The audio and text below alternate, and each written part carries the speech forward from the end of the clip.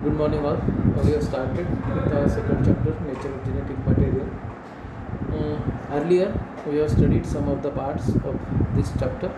That is, we discussed the characteristics of genetic material and physical and biological evidences to prove DNA as genetic material. So, in that part, we have discussed some important characteristics of DNA, which are helpful to confirm the DNA as genetic material, as well as the basic requirement for the material for genetic transformation. Now, in physical and biological evidences, we have discussed the Griffiths experiment, then Avery, MacLeod, and McCarthy experiments, then Hershey and Chase experiments, and all these experiments are for confirmation of DNA as genetic material. Similarly, there are some other scientists who have contributed in the history. We have discussed about that, contributed in DNA structure as well as for the confirmation of structure of DNA. And in that, the contribution of Chargaffs, then Franklin and Wilkins, and then finally, on the basis of all the data or all the information of earlier workers, Watson and Crick are able to design the model of DNA. Then there are different forms of DNA. They are occasional, but they are present in different cases. So these different forms, that is A, B, and Z DNA. This all we are going to discuss in our today's lecture, and the remaining part, that is C value paradox and RNA as genetic material, we will discuss later on. So the first thing we have to concentrate on is the Chargaff's law. So basically, in the DNA structure, the four nitrogenous bases are there, that is adenine, guanine, cytosine, and thymine, and the pairing is between adenine and thymine and guanine and cytosine. And depending on the pairing of adenine, thymine as well as cytosine and guanine, Chargaff's, that is Erwin Chargaff's, has made some important rules, and these rules are known as Chargaff's rules, or these are Chargaff's law, and this all is related with the base pairing or nucleotide sequences of the DNA. Now the first rule is the double-stranded DNA molecules has equal percentage, that is percentage of A is equal to percentage of T. That means the concentration of A is always equal to T, that is where the adenine always binds with the thymine, and that is why A is equal to T, that is percentage of A is equal to T, and percentage of G is equal to C. And the second rule, that is the percentage of A and T and percentage of G and C are valid for each of the two strands, that means the complementary templates of the DNA. So these two rules are known as Chargaff's rule, and simply A pairs with T, that is A always pairs with T and G always pairs with C, and whenever the A and T as well as C and G pairs with each other, the concentration of A is equal to T and the concentration of G is equal to C. And for that, the Chargaff's has identified several species from microorganisms to higher organisms, and on the basis of DNA concentration as well as the nitrogenous bases present in that DNA, the Chargaff's has made his statements, and these statements are widely known as the Chargaff's law. The second important contribution is of Franklin and Wilkins. So there are two scientists, Rosalind Franklin and Maurice Wilkins, and they have contributed in the structure of DNA. I have specifically mentioned the picture of Rosalind Franklin because she has made some important contribution in the structure of DNA. Basically, earlier Watson and Crick, they are working on the model of DNA. They are physicists, and they are working on model of DNA, and they have proposed a model which is like a ladder. So the two strands, they are parallel to each other, and in between the nitrogenous bases they hold together. So this was not supported because the Watson and Crick also confused about the ladder, because it is not like the ladder, but there is something in the DNA strand, and they are confused. And for the confirmation, they use the picture of Rosalind Franklin. Rosalind Franklin was working in Maurice Wilkins laboratory, and she has take X-ray diffraction photograph of the DNA strand. Now when we look at the picture, we can find that there is a X-shaped structure or X-shaped cross-shaped structure formed in that strand, and this is the clue for Watson and Crick. And on the basis of that X-shaped cross-shaped structure, Watson and Crick are able to find out the helical structure of the DNA. Basically, they are thinking that the helical structure of DNA is ladder-like, but on that basis of Wilkins' work, they are able to find out Franklin's work. They are able to find out that instead of the ladder, there is a helical structure. Also, they use some of the important information from the Rosalind Franklin picture. That is, the distance between two nitrogenous bases is 3.4 angstrom. The length of one turn is of 34 angstrom. That means there are 10 nitrogenous bases, pairs of 10 nitrogenous bases in one turn, one twist, and because of that the helical structure is formed, and the rise of helix, that is the turn, is at 36 degrees. So this information of Rosalind Franklin was useful for Watson and Crick to identify the helical structure of DNA. And on the basis of that, finally Watson and Crick has proposed in 1953. Again, I will ask you to concentrate on the year. It was in 1953, but I have mentioned specifically here it is early 1953, and Watson and Crick are able to find out the final structure, ladder-like structure of DNA. It was in again same year, that is in 53. So it was in latter 53. So when they get the picture of Rosalind Franklin, on the basis of that picture, they are able to find out the helical structure, and this is where in the photograph also we can see the helical structure with 36 degrees twist is proposed by Watson and Crick.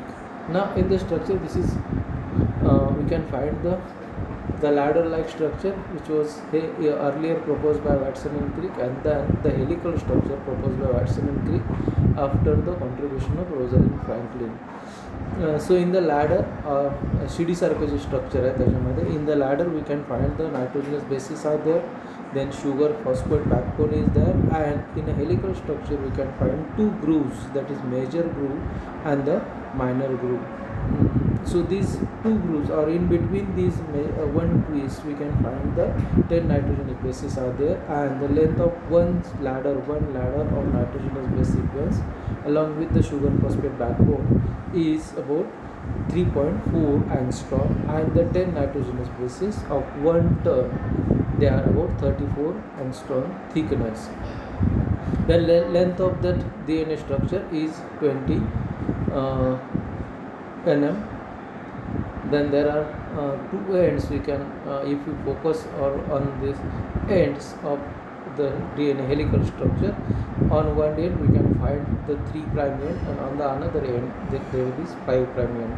So, and in the another template or parallel template, it is in opposite direction. So 5' end at the top in one template, and 3' end at the another template, whereas at the base we can find it is opposite to each other. So this is what is the structure that indicates that one template runs from 3 to 5 end, and the another template runs from in opposite direction. There are 4 nitrogenous bases, that is adenine, which pairs with thymine, and guanine pairs with cytosine, and the sugar phosphate backbone. If we enlarge this particular part, we can find the nitrogenous bases like thymine, cytosine, adenine, and the guanine.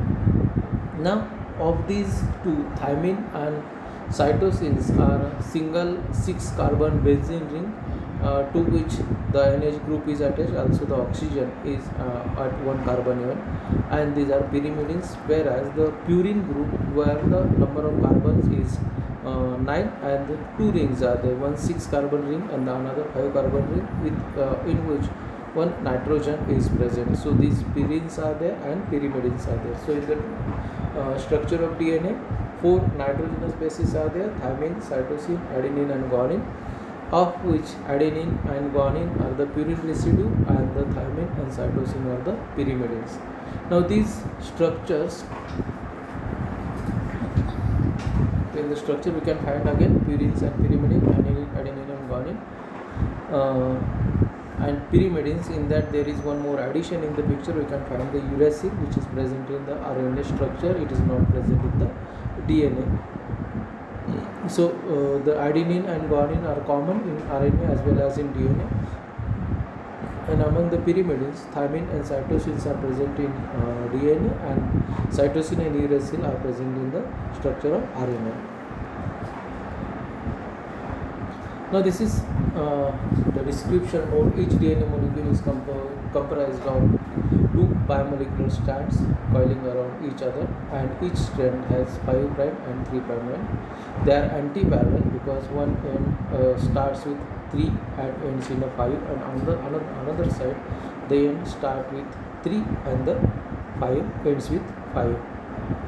The diameter of helix is 2 nanometer, or it is 20 angstrom.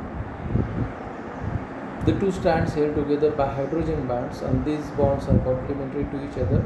Now these two strands which are connected with nitrogenous bases, where it is a double helical structure. The sides of the ladder are alternating. So this 3' end and 5' end is because of the ribose sugar. So in the ribose sugar, this is 5 carbon sugar, and the 5th carbon is outside the structure. So when on one side it is connected on the 5th carbon of ribose sugar, and on the another side it connected with the 3rd carbon of ribose sugar, and because of that there are two ends, 3' end and the 5' end. There are two grooves are there. The larger groove is called as major groove, whereas the minor groove or the small groove is called as the minor groove. Now this is what is about the structure of DNA proposed by Watson and Crick. And the next point, last point for today's session, is the forms of DNA. So there are 3 forms of DNA. The normal structure proposed by Watson and Crick is the B form of DNA, whereas in some cases the A and Z forms are also observed by some scientists, and these forms are slightly structurally different. Now in this table we can find the differences in A form, B form and Z form. In A form the helix is right-handed, so the turn of strand is right-handed. In B form it is right-handed helical structure, while at Z form it is left-handed. Then in a nitrogenous base sequences, the bases per turn, in one turn in B form or normal structure there are about 10 nitrogenous bases or 10.5 nitrogenous bases, whereas in A form it is 11 approximately, and in Z form there are 12. The diameter of the helical structure, it is 2 nm in normal, that is B form, whereas it is 2.6 and 1.8 in Z form and A form. Helical length is 3.4, that is 10 nitrogenous bases, one base is 3.4 angstrom, and the 10 nitrogenous bases they are of 35 angstrom. And this is normal structure of B DNA, whereas in A DNA it is 2.6 and in Z DNA it is 3.7. The shape of A DNA is broad, B DNA is intermediate, and Z DNA is narrow. Major groove, generally it is narrow and deep, whereas in A DNA it is wide and deep, and in Z DNA it is flat. Minor groove, it is broad and shallow in B DNA, whereas it is narrow and shallow and narrow and deep in A and Z DNA respectively. So you can see the picture of these 3 forms. So B form of DNA, it is comparatively stretched like structure. In A form it is compressed, so it is compressed structure, whereas in Z form it is irregular in shape. So they are observed occasional, they are not common structures. In B form you can observe one more picture of this, the normal strand, where in A form it is a right-handed structure, right-handed helical structure, but it is compressed, and in Z form, Z DNA, it is the left-handed structure. So this is what is about the forms of DNA.